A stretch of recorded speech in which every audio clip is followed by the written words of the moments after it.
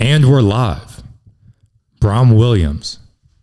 Thanks for being here, my guy. Thank you for having me. I know everybody says this right at the beginning of the episode. They'll be like, "I'm excited to be here. Thanks for having me." Yada yada. But I'm actually like super excited to be here. You know what I'm saying? Because I've never been on a podcast before, so this is a first for me, right? And then yeah, I think this is super dope, and I'm super excited. So yeah, let's get this going. Excited to have you on here, man. Gonna be good. Spitting some game, basketball, hoops, life, all that. Yeah. So it'll be cool. This is also the first episode, like I said, in these chairs. And I think you have the right idea of angling it a little bit. Angling, yep. Because I like to lean back. No, I'm gonna lean back. I can't. I grew up like this. Yeah. I get tired after a while. I feel like I'm playing the piano again or something like that. All right, this is pretty comfy. If you see me look over here, it's because I'm trying to see how my posture is. So without further ado, man, for the people that do not know who you are, let us know, man, who you are, what you do, where you've been. Take us through the journey. All right, cool. So my name is Bram Williams. I was born and raised overseas. I was born and raised in Japan, of all places. My dad's from Gary, Indiana. My mom is Korean, and somehow grew up in Japan. I spent my first 16, 17 years. I gotta get closer. Here we go. Yeah. Here we go. All right.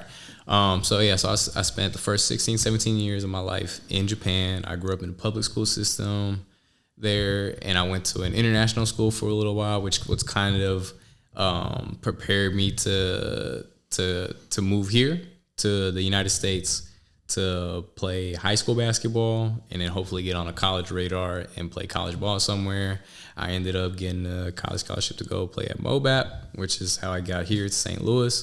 And I played 3 years, and I just kind of built my life here. Like I love the city, period, right? And I was itching to get back to. I moved to Franklin, Tennessee. Should have gone back to that. In high school, I went to Franklin, Tennessee. Went to Franklin High School, played for 1 year, played the entire preseason. I played 2 regular season games, and I actually got cut my senior year. But I stuck with it anyway, and I sent my film out to a couple of different schools, and a couple schools gave me some offers. And then when I saw St. Louis was gonna give me an offer, Moab was gonna give me an offer, I was like, you know what? I like the city. I've been in and out of this city for the last 10, 15 years. My cousin and my aunt and my uncle, they frequent to this city anyway. They live about 2.5 hours away in Illinois, so I was familiar with the city. I was excited to come back, and I signed a scholarship and I attended, and like I said, I just started building my life here. Yep. Fire. So you said an international school in Korea. In Japan. So I grew up in Japan. My mom's Korean. Gotcha. But I grew up in Japan. So I went to an international school. There's not a lot there. So there's probably about, don't quote me on this, 10, 15 international schools like altogether in Japan. Or at least in that group, so to speak. So you know how like here, you have your different conferences in high school and stuff like that anyway. So that there was maybe like 10 or 15 of those schools in that network. I went to one. It was called Nagoya International School. It's called NIS. It was a good school. Very small school feel. There was 500 students in this school, K through 12. So it was a very, very small school. Damn. Yeah. Tiny school. There was maybe I think I had 20. I had 20 cohorts like in my class. There was like 20 of us. So it was a very, very small school. That was sort of similar to the elementary school I went to. There was one class per grade. Mm-hmm. Yeah. So it was similar, like class size is about 20. Yeah. So an international school, that's kids from like all different ethnicities stuff, or how does that work? Yeah, so it was everybody. So it being an international school, like it's just exactly how you think it is. It's international. So everybody who were either stationed through their company, military, or whatever it is in Japan or in the city of Nagoya specifically, their kids, they would either go to public school or they would have they could go to private school. A lot of companies actually had like deals with the school where, like let's say, for example, Nike, for whatever reason, wants to send a family or send somebody to Japan to do work from there, right? And then they'll send the entire family over there, and Nike will have like what's called a deal with NIS or a deal with the school and say, hey, you go to Japan to work for us. You can send your kids to international school at NIS for a discounted price or whatever it is, and it kind of funnels kids through there that way, stuff like that. Anyway, so so there was kids from the States. Obviously, we had a really high Brazilian population for whatever reason. I don't really know what that was about, but yeah, there's a whole bunch of Brazilian people in the school. Few Indian kids, a lot of Japanese kids, which was surprising for me to see that there was a lot of Japanese kids. Instead of going to public school there, they were actually going to the international school. So maybe, I want to say, honestly, like half of the kids, like a solid 40% of them were actually Japanese in an international school in Japan. Like, just go to public school. But no, I think it's cool. But it definitely threw me off. But yeah, everybody was there for sure. That's a cool example of the Nike thing that you gave. Because I've always wondered that, how like a dad or whatever will like, okay, we're moving to a completely different state for my job and we're bringing the whole family. Yeah. And I've always thought like, damn, that's the whole like foundation being uprooted for the family. Like, how does that, like, new school? So that's cool to hear that the other side of it, how companies will have kind of deals worked out. So going to school with kids from Brazil, yep. Japan, like a bunch of different places. Were there insights that you had about just like life in general and cultural differences, or were you kind of too young to comprehend? I think everybody there has a good sense of international peace. That's the word that I'm going to use, is that they understand that not everybody's the same. Right, like it's the one when you walk through the doors at the school, you see everybody there, and it's like, oh no, it's not like I mean nothing. Everybody's here, everybody's different, but we're all coming here to learn, and we're all trying to get something out of our life eventually. So I think everybody had a really good sense of you over me, and I think that was super cool. Obviously, like anywhere you go, there's going to be, your group of bad apples and stuff like that. But, and even me, like I grew up in, like I said, initially I was in public school. I went to public school until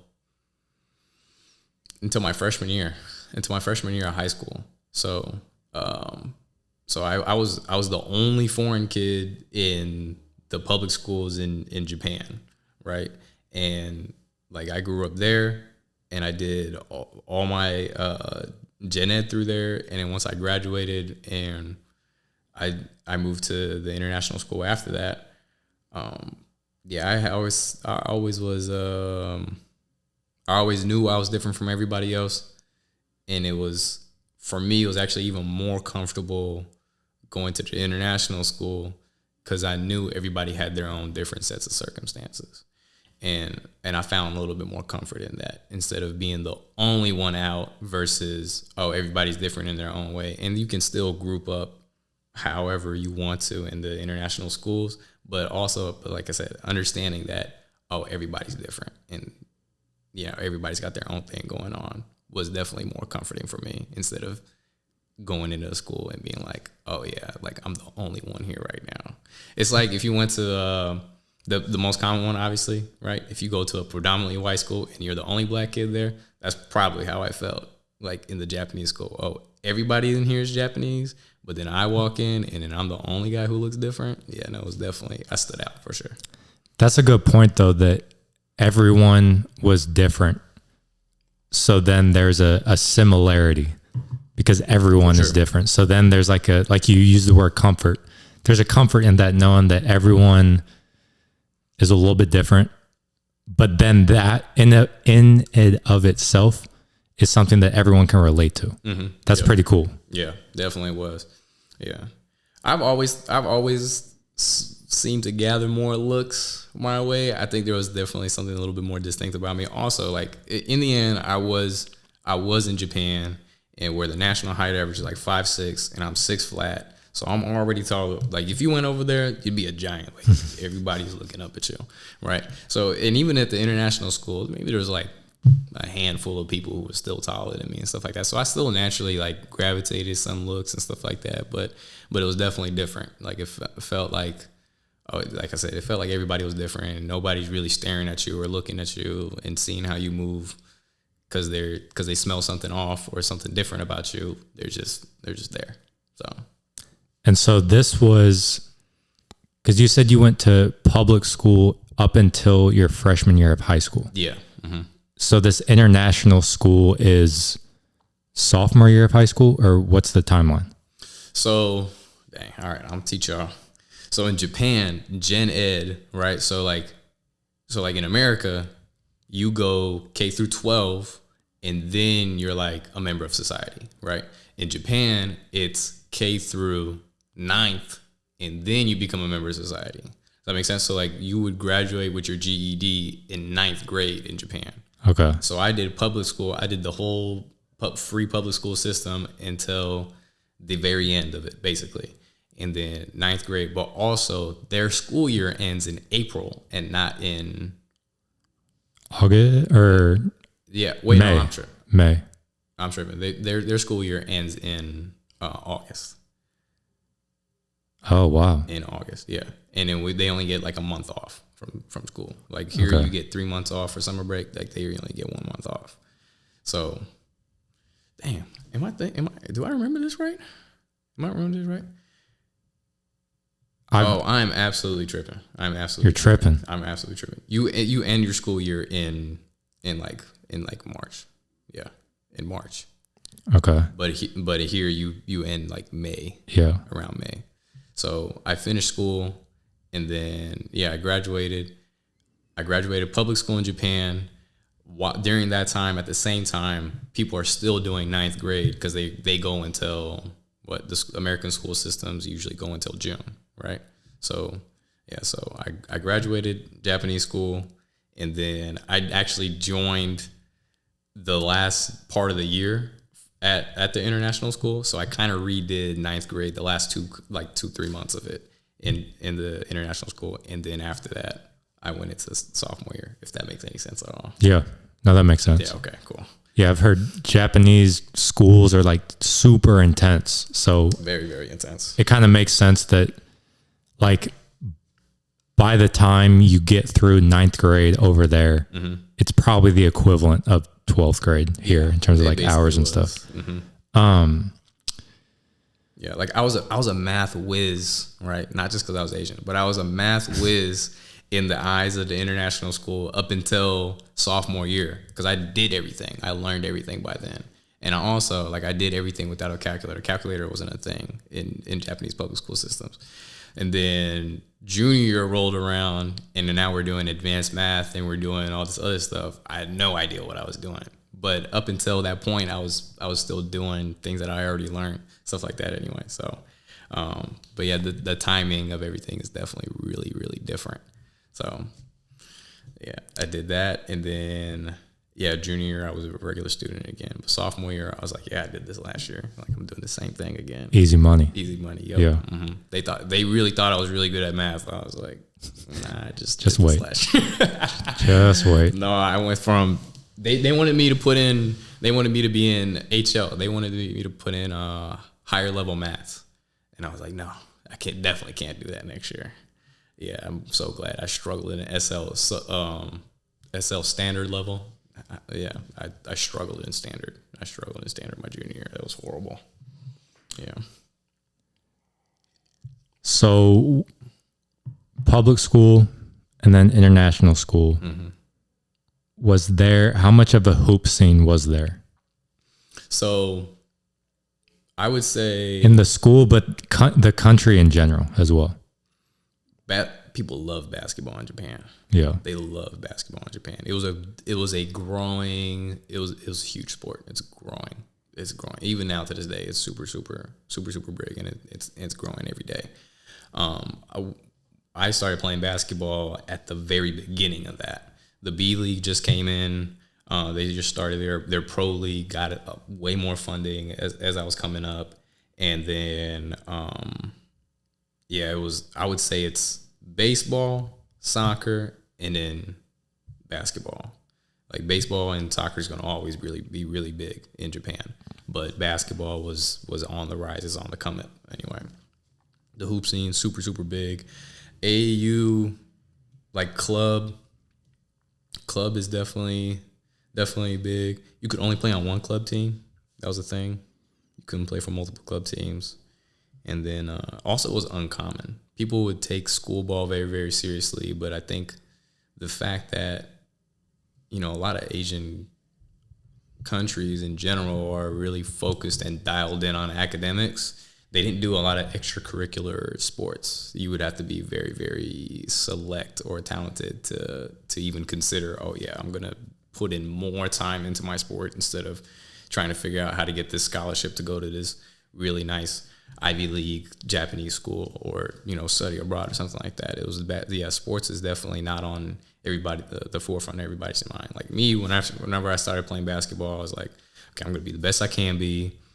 I want to play high level high school, high level college, and then I want to go pro one day.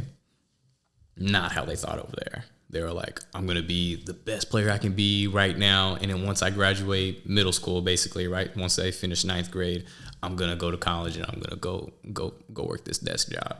Like that's how everybody thought. Even my starting point guard, my point guard on my team, he was, really good.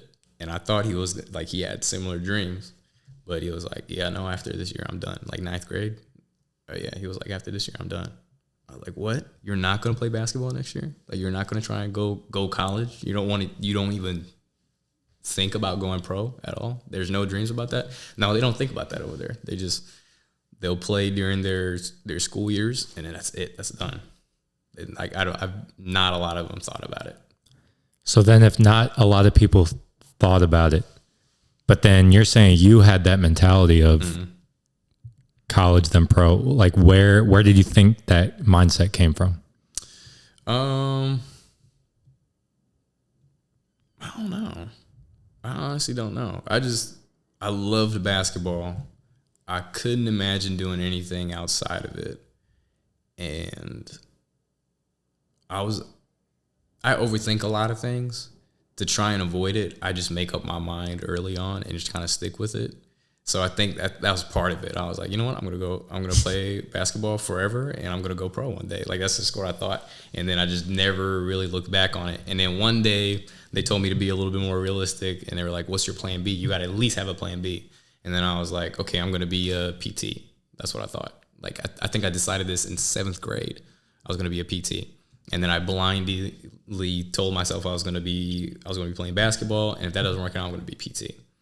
Up until 2-3 years ago, I was like, okay, PT. Like after basketball, PT. After basketball, AT. That's what I switched to. But yeah, no, I made a decision and I just kept going with it. I never really thought about it too hard. Which could be a problem in itself, but it drove me to just keep my head down and then just work towards this common goal for years, and without really looking back on, what really I should do. The one time I did reconsider everything was when I did get cut my senior year of high school. That was a huge twist. I did not know what I was gonna do. I was gonna go a design route. I don't know what I would have done with that. Like Project Runway type of thing? Nah, not exactly. It was like more like product design or design engineering. That might be a better word for it. So I had this one class in high school. It was called design, and they would give you like real world problems. So let's say like, okay, this you go to this third world country and they have a mosquito problem, but they don't really have a lot of regular housing.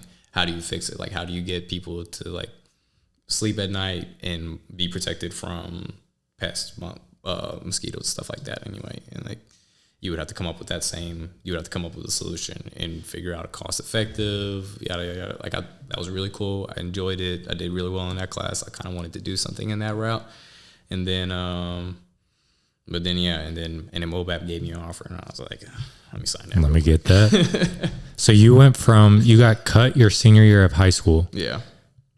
And then MOBAP still came and gave you an offer. Yeah. So my older cousin, he went to MOBAP for media something. He was a photographer anyway. And he showed me the school. At that year, they went off. Actually, they went like, it was the season they went 22-2 or 22-3 or whatever. They had a really, really good season anyway. And then I was like, okay, so MOBAP is the school that my cousin goes to. They do really well in basketball. And it's in St. Louis. It's in a big city, like I like. I grew up in the second largest city in Japan, by the way, right? So it's Tokyo and in Nagoya, and then sometimes it's interchangeable as well. But Tokyo is like out of this world now. But so I grew up in a really, really big city, and I was for high school. I went to this suburban area, right? And I was like, I don't like this at all. I want to go to the city, and then okay, big city. Good at basketball, right? My cousin goes there. It's a good school. I'm like, okay, like this sounds like a good idea. And so I sent out a message to the head coach at the time, Preston Ingram. He's been on the show before. Yes, sir. Shout out to Coach P. Shout out Coach P. Right? So Coach P. We talked, and then I think he was my third official offer that he gave me. But it was the best one, and it was in a city that I liked. So I was like, you know what? Yeah, I'm just gonna sign this shit on the spot. Can I cuss on this? Yeah, fuck okay. yeah. All right, there we go.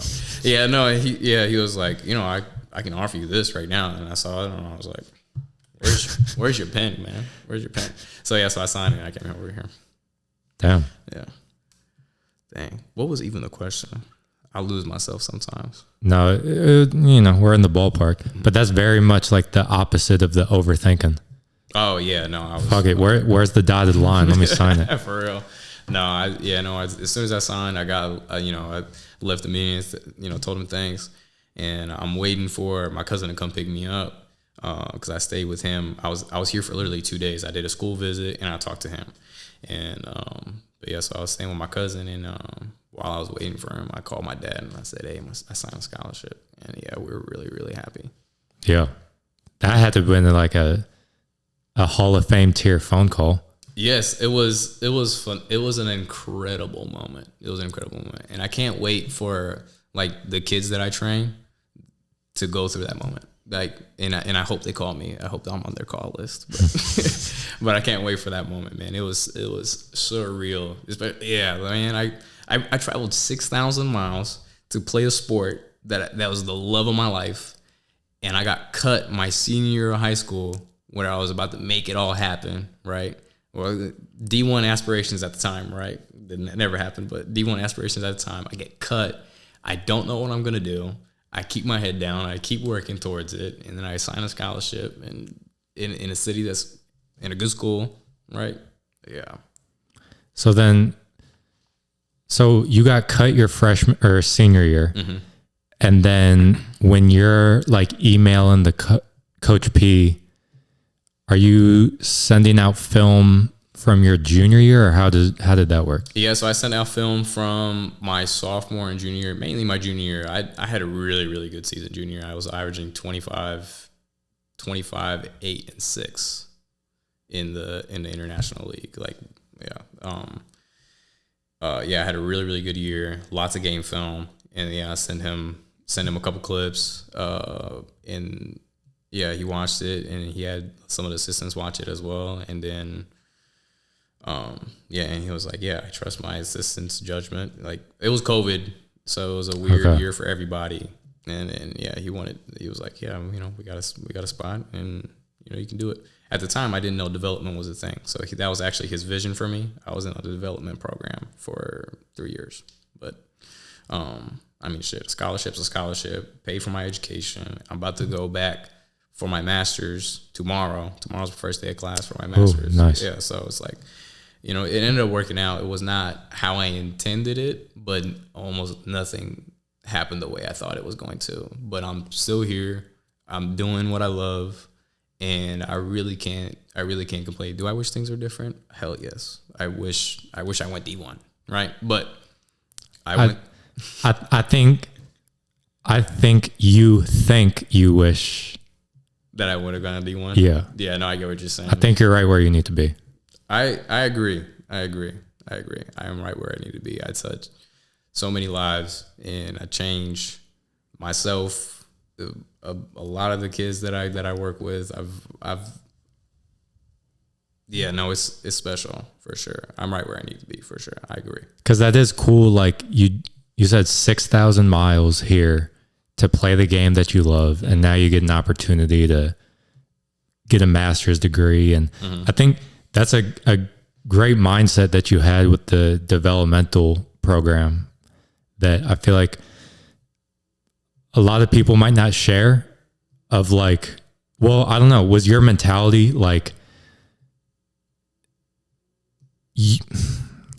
I'm not sure how I want to word this, because you spoke on the fact that wasn't your plan, but you had your education paid for. Yeah. So that feels like a glass half full mentality. Yeah. Whereas I feel like a lot of people, it'd be easy to fall into the mindset of, man, fuck this, bro. Like I'm trying to play on the big stage. You know what I'm saying? So definitely. What was that? Did I like capture your mentality?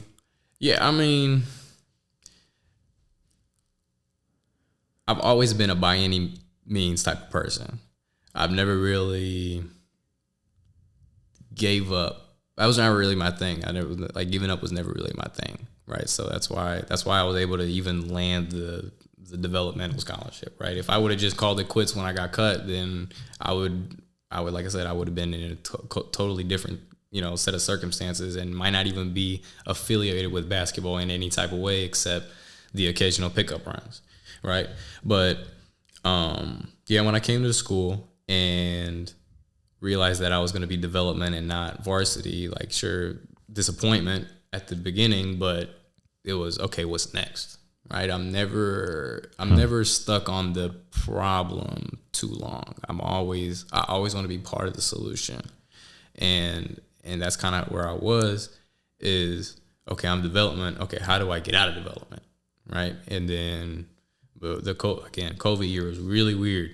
And it was the first year, like, me really being on my own, trying to figure out school, workouts, personal life, all that in COVID, where I'm most of the time locked up or, restricted to, certain things, going outside, whatever it is. And then I also stunk up my grades my first semester. It was really bad. And then at the end of the year, I sat down with Coach P. I was like, okay, like, what's the move here? Like, what's next? Like, this was nobody's first option, when it comes to how the school year played out. And he was like, dude, first things first, you got to get your grades right. And I was like, you know what? I completely agree with you. It was like, after that, we can talk. So then, and then the second year rolled around, hit the gym, had a really good structure, really good schedule. And I've been on either the honor roll or dean's list ever since. There we go. So there we go. Definitely turning around. So I've always been that type of person where it's like, okay, what's the problem? How do we fix it? I'm not too stuck on, okay, pointing fingers or blaming something else or trying to make excuses. I was never really that type of person. I might do it for a little bit. I'm human, right? I'll do it for a little bit, but I'm immediately in the mode of, all right, let's figure this shit out. Let's get out of here, right? So, or we see eye to eye on that completely. I'm wired the same exact way. Of like, a situation happens, okay, it's not ideal, and like you said, we're humans, so like there will be a little instinctual moment of fuck, yeah, god damn it. But then it's like, okay, well, this is the situation. Complaining about it, feeling sorry for myself isn't going to change the fact that this is my situation. No, it is not. So I might as well figure it out. Yeah, you might as well figure this shit out. This is a message to the youngsters out there, and especially the kids on my Go Live 2031 team. Shout out my 2031 Go Live team. Shout out to Champ. Shout out Champ. Champ's part of the reason why I'm here too, also, right? But y'all need to stop complaining, man. Y'all need to stop complaining. Complaining gets you absolutely nowhere. Figure this shit out. If you don't know how to figure this shit out, ask somebody. You have me, Champ, who's done really, really well in life, and you also have Pep. Shout out Pep. Pep, who's a very, very successful basketball trainer, basketball player.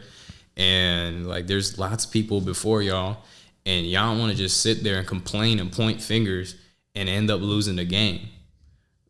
Like, nobody wants to lose the game. Nobody wants to feel any type of a bad emotion, but you're stuck there, right? Figure out the problem. What's the problem? How do you get better from it, right? How do you get out of it? That's what you should be focused on, not you're the problem, you go figure this shit out. No, you might have some problems. I have my own problems. Let's figure out how we're going to get out of this mess, right? Please have that mentality. Same thing for everybody else, not just my Go Live 2031 team.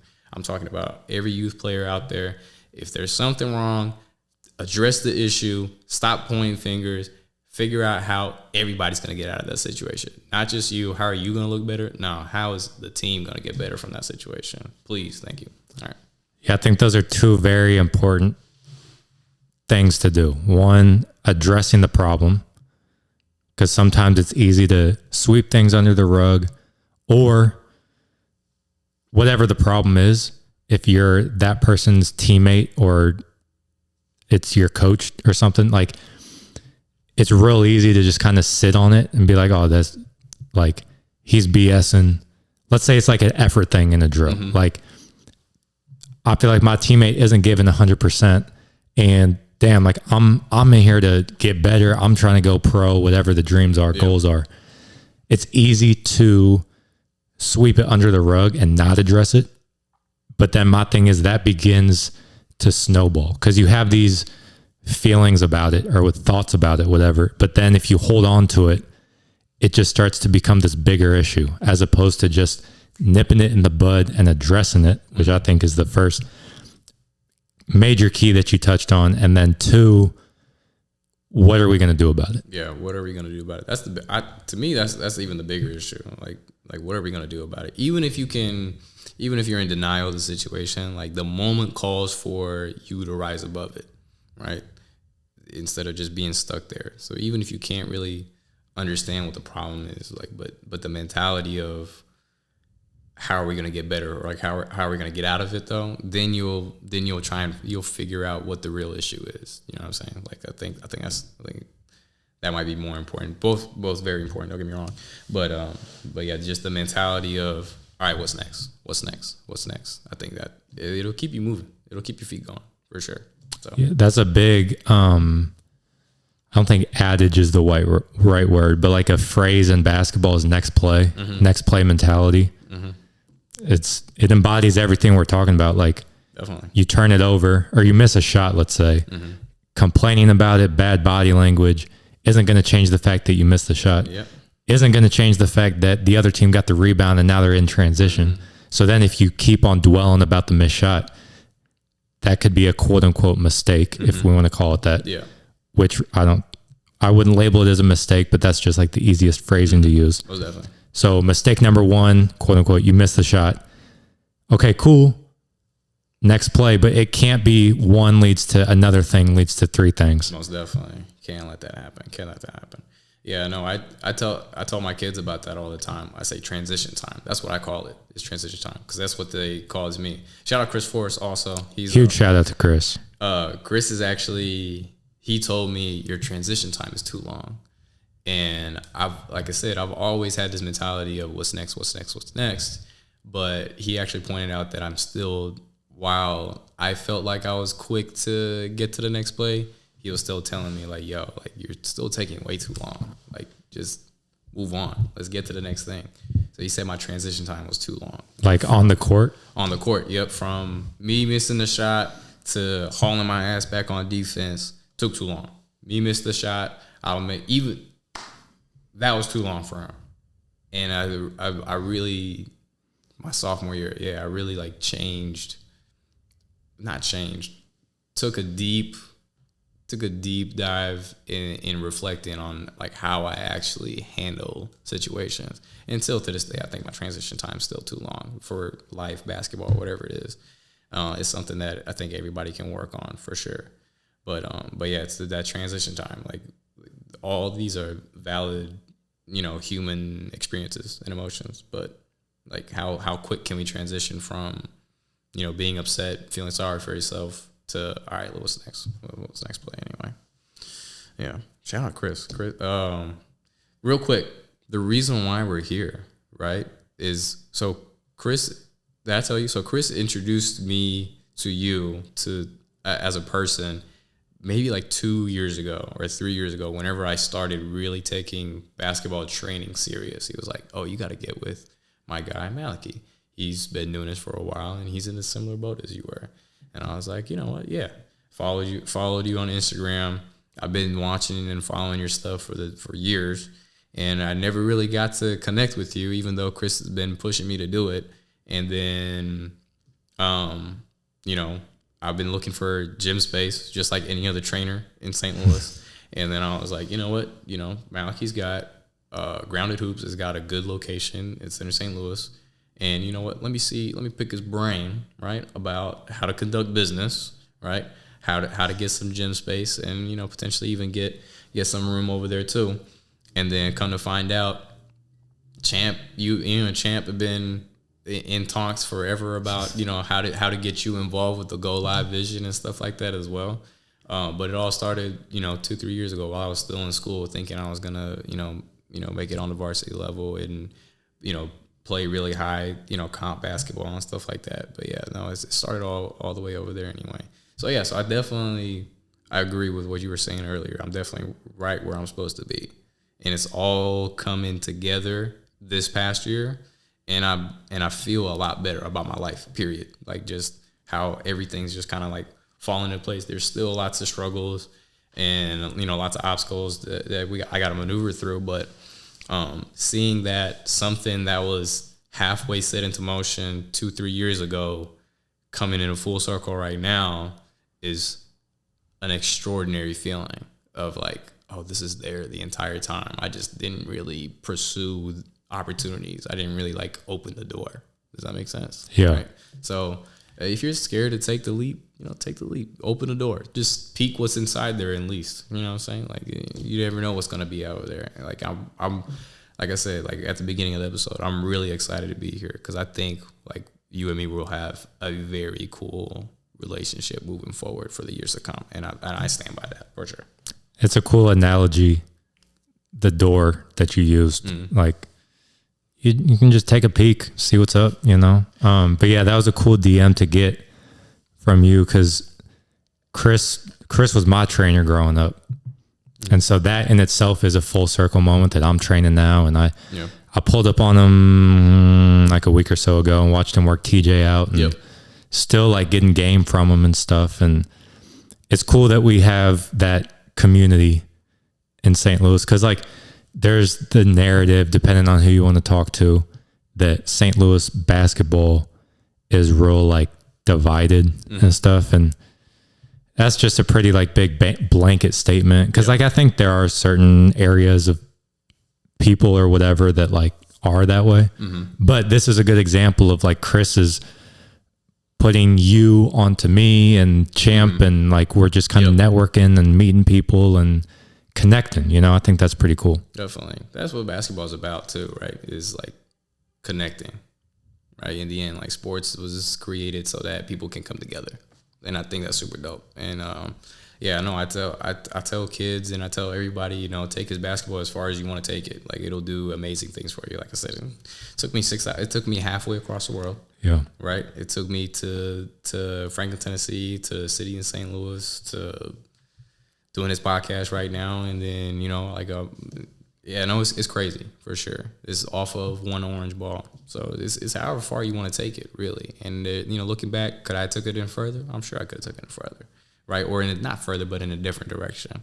So it's just really whatever you want to get out of it, you really can get out of it. Just, what are you willing to do for it?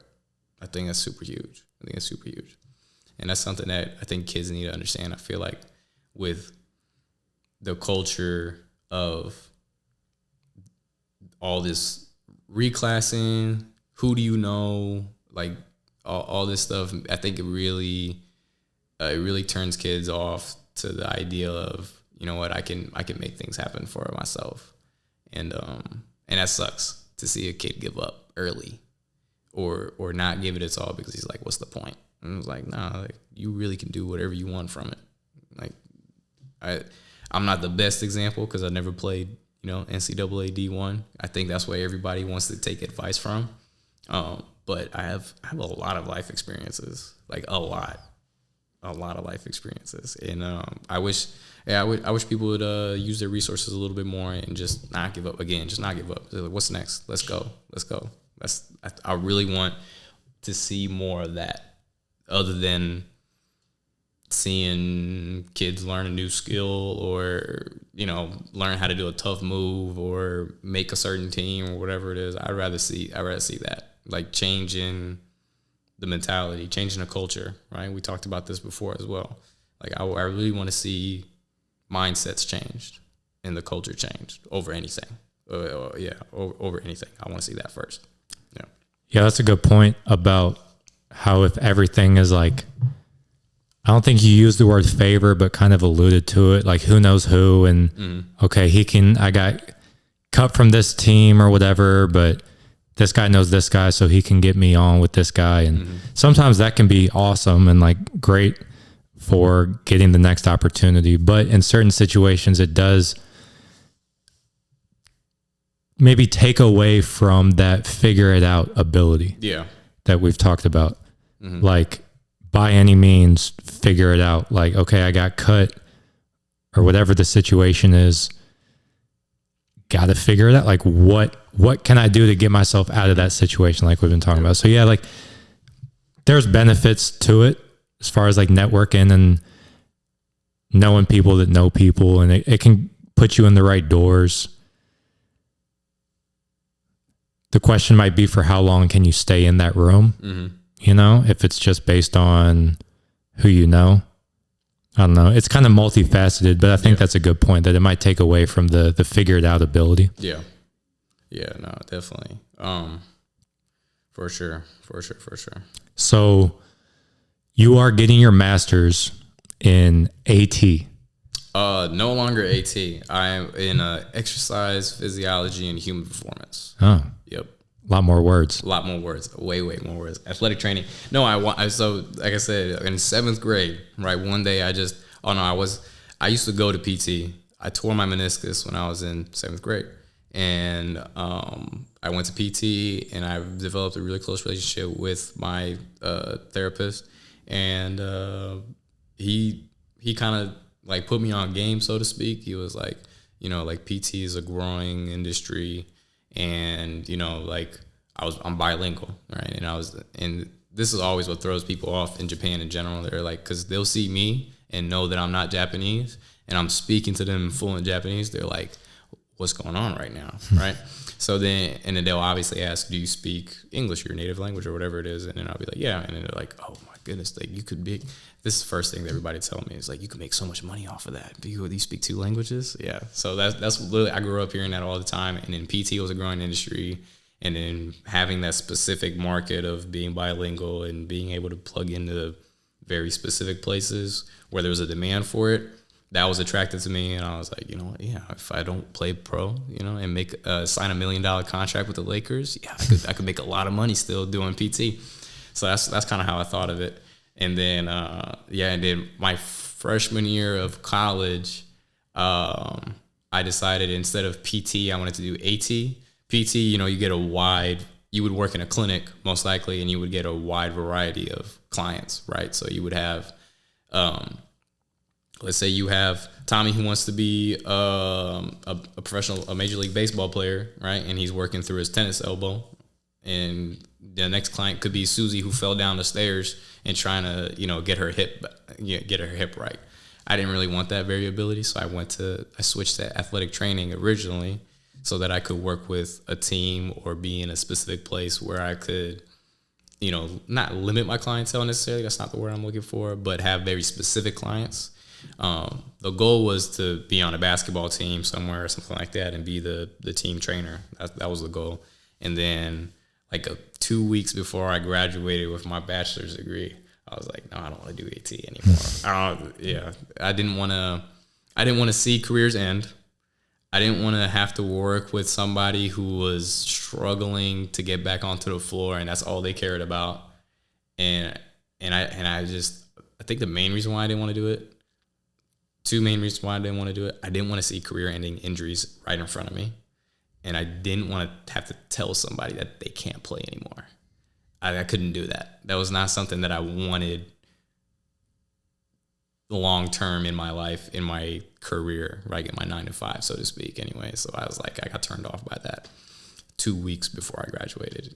But I love building athletes, though, right? I love training them. I love building them up, and I love to make sure that they don't get into those types of situations, right? I don't think there's enough good athletic trainers out there who really care about their athletes and, doing it the right way and getting them back healthy so that they don't get hurt again. I think there needs to be more people like that. I wish I could have been. It just really wasn't for me. But I'll do my best to make sure that they don't have to see an athletic trainer ever, right? I want to make sure that I build athletes so that not only are they prepared for the skills that they're going to need to be successful, but also the physical attributes. That's my goal now, right? So that's why I'm going to be in exercise performance and exercise physiology and human performance, so that I can build athletes better. That's my goal now. So similar, just in a different setting. Yeah, and it's cool having been on that other side of PT and AT, kind of like the other end of career-ending injuries, and now you're at the beginning in terms of like an athlete's journey of building them up. Yeah. Would you say there are things that you have taken from PT and AT, maybe in terms of like injury prevention or just in general, like any takeaways that you're now using with this current journey? I call it homework, I guess. I would give kids homework, right? Besides, I think kids need to work out, period, on your game and on your body throughout the week. That I'm sure they don't do, but I would try and what I've learned and experienced, I try and incorporate that into their home lifestyle as much as I can, because I only see kids once a week if I'm lucky, right? That week, if they got something going on, and I might not even see them that week. But if I have an hour with you every week, I'm not really going to spend too much time, giving you all the sauce, right? You're here. You see, mainly kids see me so that they can get better at basketball, right? And that's my goal. And if they don't feel like they're developing in basketball specifically, they're not going to come back. So, I'm trying to teach kids basketball most of the time, but I always try and give them that little nugget of, what they need to take care of their body better or get their mind better so that they can be better at basketball. That's kind of how I incorporate it now. And obviously, I at the beginning of every session, if you're a coach, you need to check in with your athletes. Ask them how their week's going, if there is anything bothering them, physically, mentally, whatever it is. I think every coach needs to check in with their athlete anyway. And then whenever I check in with them, sometimes kids will tell me, my knee's bothering me, my back's hurting me, my elbow hurts, my wrist hurts, whatever it is anyway. And then I try and give them some things to work on, some things to think about to help them out. That's kind of how I incorporate it now. Eventually, though, my goal is to have almost a complete program for kids, right? So that they can come to me and they'll train with me on the court, and I'll also give them their own basically, what's it called? Damn, what's the word I'm looking for? Their own regime. Regimen, for at home care or whatever it is, whether if it's recovery or even building a body, stuff like that. That's my goal. That's why I'm in exercise Physiology and Human Performance, EPHP. I'm going to say EPHP from now on because it's too long to say. EPHP. EPHP. Yep, EPHP. So that I can, again, like I said, build athletes on the court and off court. That's my main goal, right? What is it? EPHP. EPHP. Yep. And then there's the School of Pharmacy here. It's like UHSP or something like that. Dang, what is that school? It used to be College of Pharmacy, but then they changed it last year to like University of Health Science. I think it's UHSP or something like that. Yeah, that sounds about right. That's a little tongue twister for you. Hey, MOBAP gives them the belt every single year, by the way. Shout out MBU. I think every team in St. Louis gives them the belt, from what I've seen. For sure. Definitely. Shout out to my boy RJ though. Teammates in high school and then hooped at Pharmacy. Well, that's what it was. We called him Pharmacy. I was trying to figure out what we called them all the time. It was Pharmacy. We called him Pharmacy. And then my boy Kennedy is an assistant coach over there. So that's what's up. Cool people. I'm actually have to tap in with them soon. But I was actually talking to someone about that today. I think there was one season they went like 4-20, or like maybe not even that. Won like 2 games or something. Rough. I don't know. Anyway, I'm gonna not throw any more dirt on their name. No. I'm not about that life. I'll do that behind the camera maybe, but not right now. I mean, I'll do everything in front of the camera. Like if they went 2-20, they went 2-20. The facts are the facts. But that's a good point you made about how like at most you're with athletes 2 hours a week. Yeah. So then I think that'd be nice. Yeah, because you said normally it's just 1. Yeah, it's usually 1. Yeah. So that's a good point. That's like a big philosophy with grounded hoops, grounded in reality about what it takes. Like, I'm with you. The college guys, I see them 5 days a week. So that's 5 hours, whatever. Yeah. But even that, like an hour a day out of your 24, it's about developing the athlete, the basketball player, the person that's gonna do the quote unquote homework. Like, how are you living your other 23 hours of your day? Yeah. Times 4. Again, like I said, if you were only seeing them once a week. And I think it's great for college athletes, right? You can, like, they actually understand and like you get to see them 5 days a week. Like I think that's great. And I don't even know how you're able to pull that off either, by the way. Right, that's a skill in itself, but yeah, like kids don't understand that once a week is not enough, and I don't know why they don't understand that either. It's like, oh yeah, I work out once a week. I go to the gym and meet my trainer once a week, and then the rest of the weeks maybe I'll have practice for my AAU team, but sometimes I can't even go to it because my mom can't get me there, and I think it's okay. Yo, what? Like, excuse me? Shout out Fallon Jones. Fallon's a junior. She's going into her junior year at Whitfield. And we had a conversation recently about, like, what are some realistic expectations on how often she needs to be in the gym. She thought she only won, right? Like, she wants to play college basketball, right? She has, like, high aspirations, stuff like that. But she initially was like, maybe like 2-3 times a week. I was like, excuse me? You want to be an elite college basketball player, and you think it's cool that all you're going to do is 2-3 times a week. There was some miscommunication there, so we cleared it up. But that's real though, because while she didn't feel that way, a lot of other athletes that I've spoken to do feel that way. Once, twice, 3 times a week is enough to get at a high level. That is definitely not what happens with elite basketball players, with elite players, period, right, of any sport. And that part of the culture is what I really want to change. And while I'm sure you see it, the more we have conversations, I see that you don't see what I see, specifically because we're working with different age groups, right? Since I am working with the younger age group, and that's where they're thinking, like, it's it's hard to control it too anyway, because a lot of it's out of their control as well. But the fact that they think it's okay is the main thing that I want to change first. But like, so for you, like, how often do you see an unrealistic high school or college athlete who's like, oh yeah, no, this is enough. This is good. I saw you once last week. I'm gonna see you once this week. I might see you next week, but it's still okay. Like, do you see, like, is that the mentality for the age group that you work with? Which is like, where is it, by the way? Like high school, college. High school, college. There's a couple that, yeah, there's a couple that fit that description. Mm-hmm. Yeah, I don't know. It's some of both, Some of both? Yeah. Okay. But yeah, no, there's not enough kids.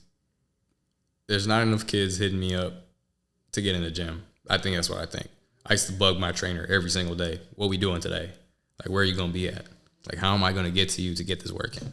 Like, that was every day. But again, like I said, it was a lot more in my control back home in Japan, because public transit is definitely a thing over there, right? Like, I rode the bus, I biked, I walked, like, I did everything to get from one place to the other. So I was in control of, like, where I went and how I spent my time a lot more than kids here.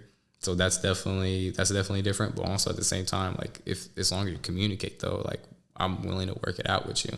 That's, like, most of my clients, like, there's not a lot of things I wouldn't do for them. You know what I mean? Like, I don't have a lot of kids that I train that's all it is. Like, I go to my kids' games. Like, I support them in everything that they do. I want to hear their successes in basketball, outside of basketball, and we really connect. Like, I really try and connect with my athletes. But yeah, I don't think kids want to work out enough. I think that's a problem.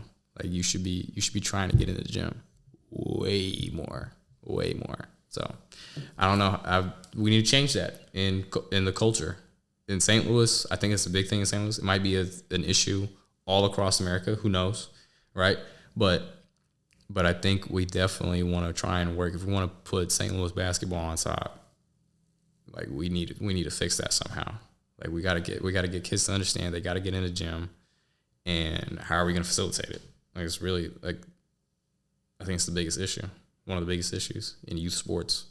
It's like, all you want to do is play games, and you want to get that nice little clip for your Instagram. But what about the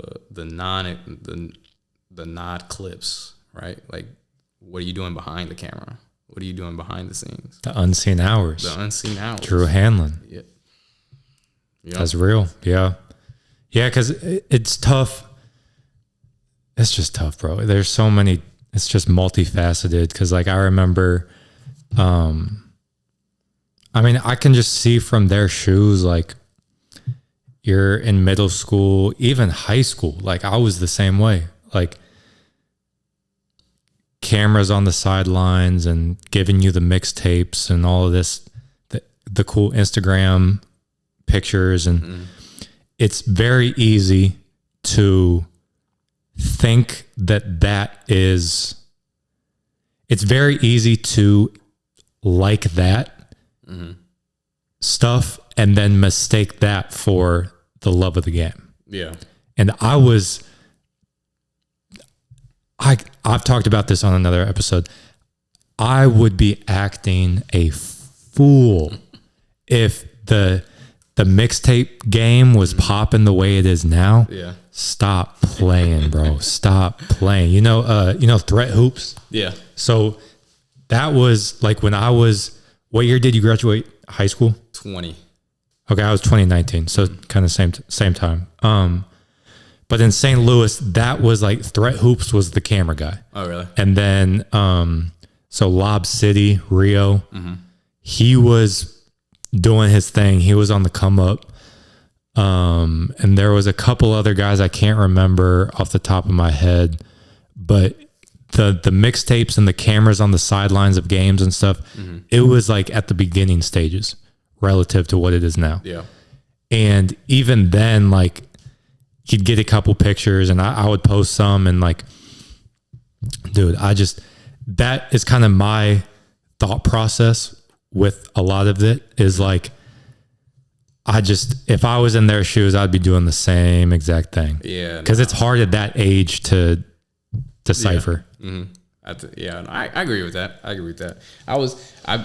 My dad was filming my games from like the nosebleeds, and I still was doing. Sometimes my dad wouldn't be filming, and I still like did the same thing because it was just like that was what was out there. I used to be a Warriors fan for a little while, and I actually like Draymond Green. Like was actually one of my more favorite players on the Warriors squad at the time. Back when he was still shooting threes, and like I remember this was in 8th grade. I was still in public school, and we went to the district quarterfinals.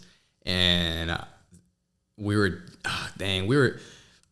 down by like 15 or something like that. And then I went 4 for 5 from the 3-point line, and I was going crazy. Like I was doing celebrations that these Japanese people never seen in their lives. I was pulling out the Draymond Green stops, and that's crazy to say that I'm doing a Draymond Green celebration, but I was. But yeah, no. First player to ever do that. Nah, Draymond was cold back in the day, man. I liked the Swiss Army knife. Yeah, no. Yeah. You know, kids don't know what a Swiss Army knife is. I guess I don't really either, but I assume it's like a thing that does a bunch of stuff. Yeah, it's a utility knife, right? Yeah. That you can do lots of different things on. Yeah, I guess I've never seen one though. Oh, okay. But they call Draymond Green a Swiss Army knife. Nicholas Batum, yep. They call him a Swiss Army knife. Mm-hmm. Yep. Yeah. But yeah, no, I agree. I think, I think if the cameras were on me, I would have done way crazier shit than I've done already. But at the same time, I loved every part of the game too, though. Right? It wasn't just like, when's the next time this camera's gonna show up? I still did everything else. Like I said, I've rode on my bicycle, one way 2.5 hours before to get to a gym. Fire.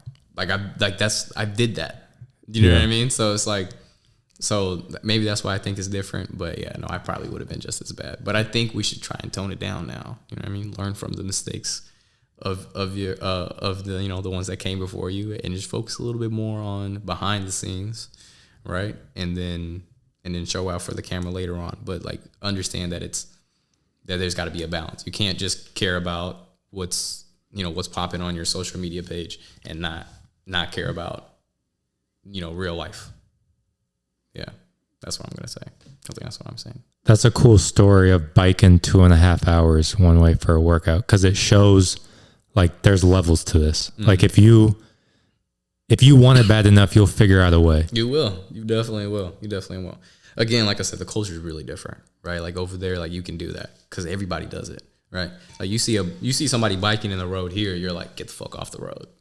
You know what I mean? Yeah. But like back there, it was way more common. So different set of circumstances, I understand, but also at the same time, like whatever you can do to figure it out, you should try and figure it out for sure. Most definitely. So let's talk about everything you're doing now with coaching and training, and then we'll spend however long we need to on that, and that can kind of be a segue. Okay. I do a bit of everything, man. Like, obviously, I train. I mainly do private training right now. It's like just one-on-one. And then the biggest group that I have right now is 3 athletes. And I see them not very often, but like I usually do, it's 1 or 2 athletes a session. And I prefer it that way anyway, because I think there's way more substance in it. But yeah, so I do a lot of private training. And then I also do a lot of social media work now. That's kind of my thing, apparently, is that I'm the new social media guy. Like I've done work for Ball's Wife. I did a Ball's Wife, the national camp. I did write-ups and graphics for that. I did a little bit of videography for that as well. But I run the Go Live 2031 social media page. I'm also going to be running MBU basketball's social media page as well. That's what I'm going to be doing going into my GA position at MOBAP. I'll be doing that, and then Yeah, so I do, videography, photography, social media, stuff like that, and then a couple other side gigs and stuff like that. Nothing really related to basketball outside of that, but I'm really dialed into the basketball. Oh, and I'm sorry, I forgot. I'm the head of skill and development for Missouri Phenom girls 7th and 8th grade, and I will be joining the staff at Whitfield as well. Whitfield girls basketball. Yeah, that's about it. But yeah, I do a lot of basketball things, and it's a lot of time, but so worth it for sure. So worth it. Yeah, I knew you did all of those things, but I guess as you just like laid it out consecutively, I'm like, damn, that's a lot of stuff. I do a lot of stuff, and it might be too much where I can't like that again. Like I said, the reason why I don't do a lot of big group sessions is because I want there to be substance in what I do, and I want it to be really good. I try my best to try and balance that out. Where as much as I want to do a lot of things and influence and be a part of a lot of people's journeys and lives, if I'm gonna do anything that matters, I got to make sure that it's good. There's substance to it. So it's definitely hard to juggle that part out. But yeah, no, is any way I can help somebody through basketball in some way, shape, or form, like I'm all for it. Like it's hard for me to say no.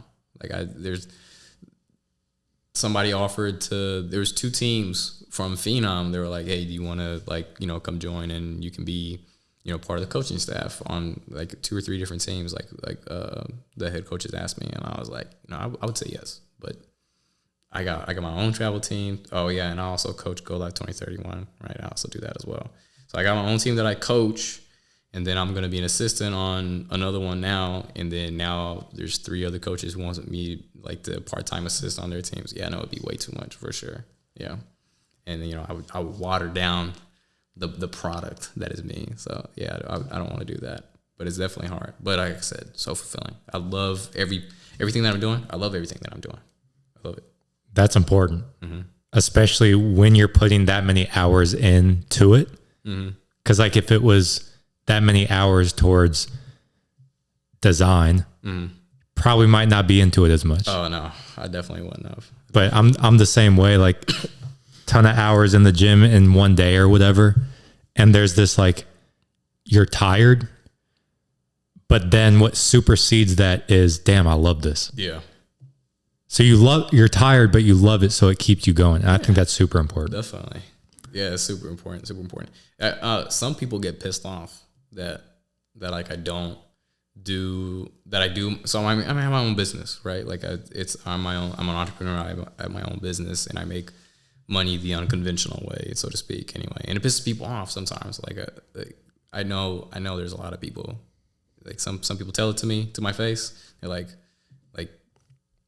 I'm doing a lot, and it's unconventional. So, dang, what was I going with that? Man, forget it. It's a good point though that you're aware of you not wanting to get watered down. Because I think that might be where some people. It's easy to get in the go mode. Let's do this. Oh wait, you look up and oh shit, I'm an assistant on 3 different teams. So it's good that you're conscious and aware of.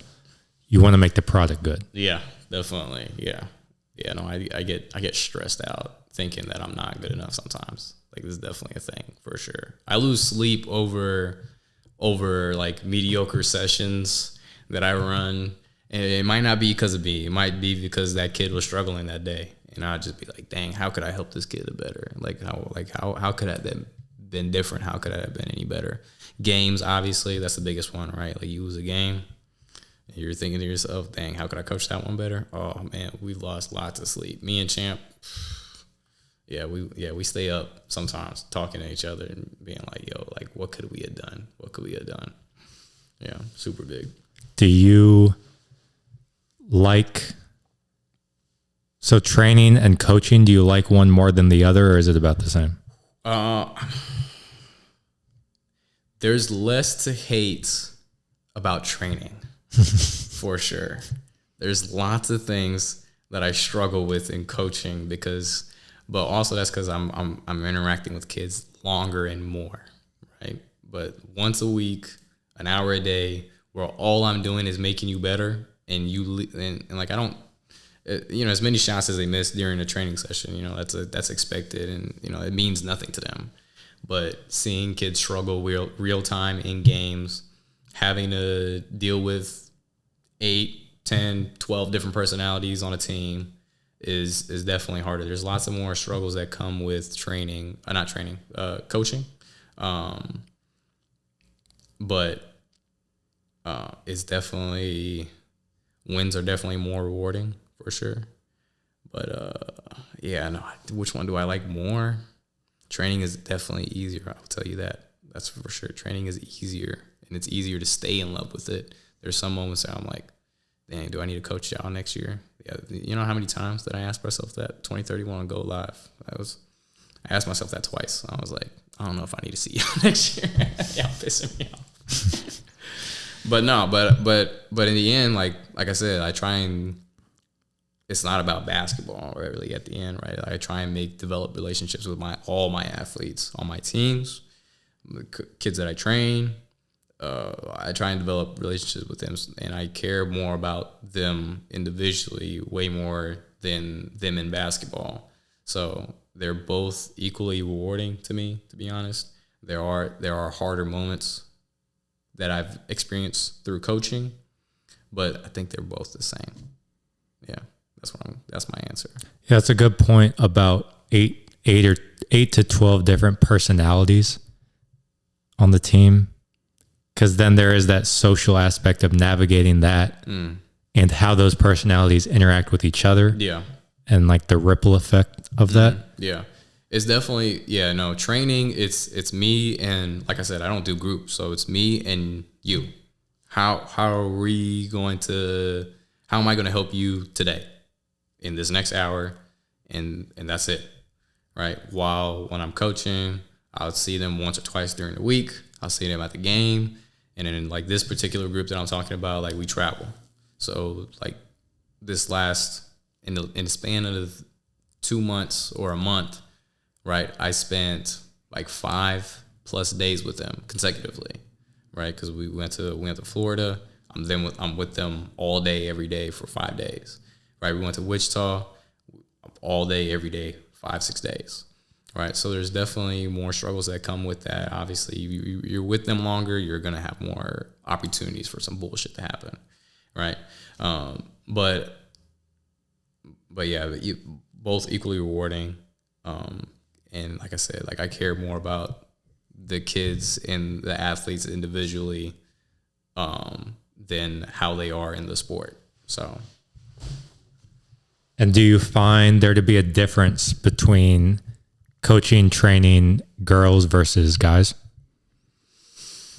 I don't know. It's the blanket answer is yes, right? I think that's the easiest thing to say. But honestly, every athlete's not the same. And I've never really thought of it boys versus girls. I did a few times because this question has come up before. But honestly, some athletes are just easier to work with. Some athletes are really hard to work with. Like one of the girls that I train with, super easy going, right? And then I have another a kid that I work with. He's easy to train as well, right? And then there's some girls that I have a hard time training. Some guys I have a hard time training. I really see them individually. Blanket statement: I have better girls who take better to training than my guys. But yeah, is there a reason to it? I'm not sure. I think a lot of it has to do with the male ego.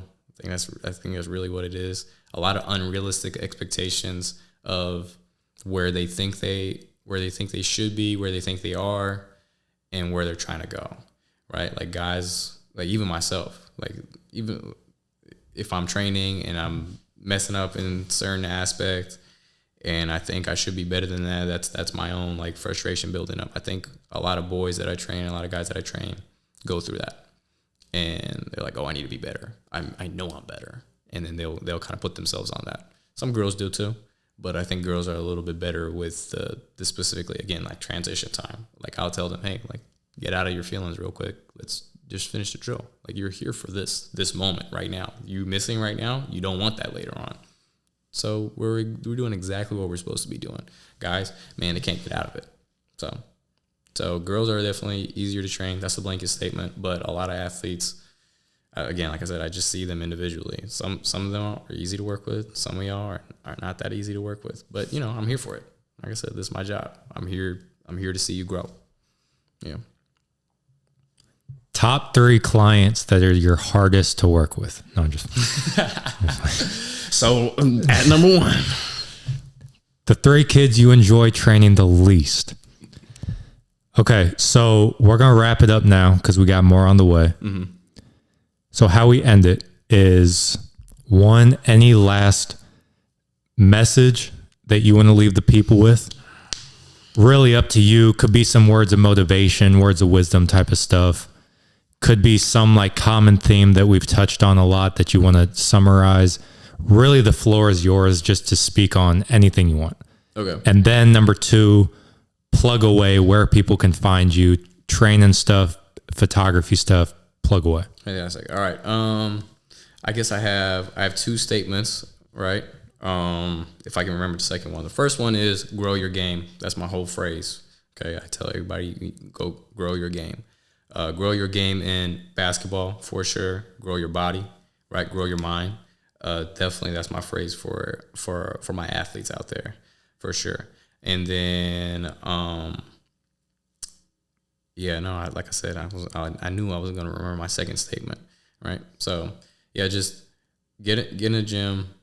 Please just work on yourself. Get in any space and work on yourself, right? There's lots of things that you can do outside of the gym. There's lots of things you can do in the gym. And I really want people to understand that there are resources out there for you, right? In any aspect, right? Specifically in basketball, like what we're talking about, like you got a great coach right here, right? You got a coach right here. You got Coach Chris, right? If anybody wants, there's lots of people out there who are willing to help you if you're willing to ask, right? So please just don't think that you're going through any kind of journey alone, right? Get into that next play mentality and just grow yourself. Be in that mindset. Don't get too stuck on whatever one mistake that you make and just try and grow from it. That's my statement. Number 2, you can find me on social media. I'm predominantly on Instagram. That's my main outlet to try and reach out to everybody. My business account where you can find me, where I do almost everything, where it's the photography, videography, and my coaching and training is all on Prospects Arena. You can find me there on social media, on Instagram anyway. If you want to book me for private training, hit me up for sure. Let's get, again, like I said, let's grow your game. Let's get in the gym. And then if you have, you want me to take a workout mix or a game mix, photography, videography, hit me up on that as well. I'm free. I'm available for you guys. If you guys just need to talk about, how am I going to get better? Again, like I said, use me as a resource. I'm really up for that. It's hard for me to say no to anybody on anything when it comes to basketball. I want to help you guys out, whoever it is. Let's work on it. Just ask. The worst thing anybody can do is say no. Right? That's a very, very famous saying. So, and I'm not going to tell you no, most likely. I'm going to do whatever I can to help you, or I'm going to get you in the right spot so that you can be helped. That's just how I am. So, I like it. Appreciate you coming on, my guy. Thank you for having me. I'm excited I'm still excited. Yeah. We're going to wrap it up now. We got more on the way, so stay tuned. This was episode number, I messed it up last time. I believe this is episode number 32. And if that's the case, that is episode number 32. In the books. Peace.